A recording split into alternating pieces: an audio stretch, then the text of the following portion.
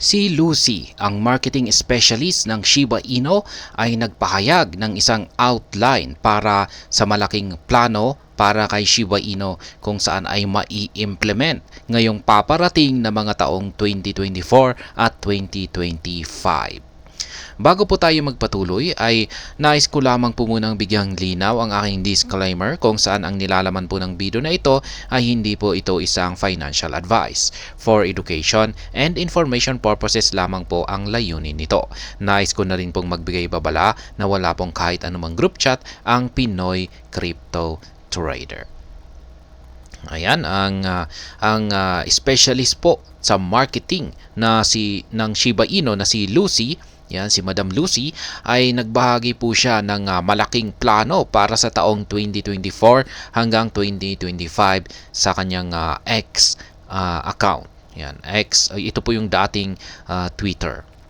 Yan, tinatawag itong Big Plan for Shiba State 2024. Yan. Nagpapakita po ito ng layunin ng Shiba Inu team na gamitin ang isang mas desentralisadong pamamaraan sa governance ng Shibarium. Yan, sa forefront ng tinatawag na The Big Plan, sinabi ni Madam Lucy na ang layunin ng Shiba Inu team ay bigyan ng mas maraming kapangyarihan ang lahat. Ayon kay Lucy, ang pamamarang ito ay magbabawas ng reliance sa isang central authority habang inilalagay ang community sa forefront ng decision-making process para sa cryptocurrency. Isa pong punto sa plano ay ang layunin ng team na mag-concentrate sa community empowerment, kung saan ang bawat token ng ecosystem kasama ang SHIB, Bone at Leash ay ituturing na pantay-pantay. Ayan. Tiniyak ni Lucy na sa pamamagitan ng pag-involve ng lahat ng tokens sa pagboboto, maiiwasan ang risk na ilang individual lamang ang siyang magpapasya na nagbibigay ng balancing ecosystem or balanced ecosystem. Kaya yan, dagdag pa ni Madam Lucy, yan, binigyang diin ni Madam Lucy na ang team ay magfo-focus sa paghihikayat ng aktibong partisipasyon sa loob ng ecosystem. Sa planong ito, maaaring gamitin ng team ang mga token na may mataas na voting power upang itulak ang mga engagements at collaboration sa loob ng community. Ayan, bagaman ay hindi nagbigay si Madam Lucy ng detalyadong impormasyon kung paano nila balak isakatuparan ng team ang mga planong ito.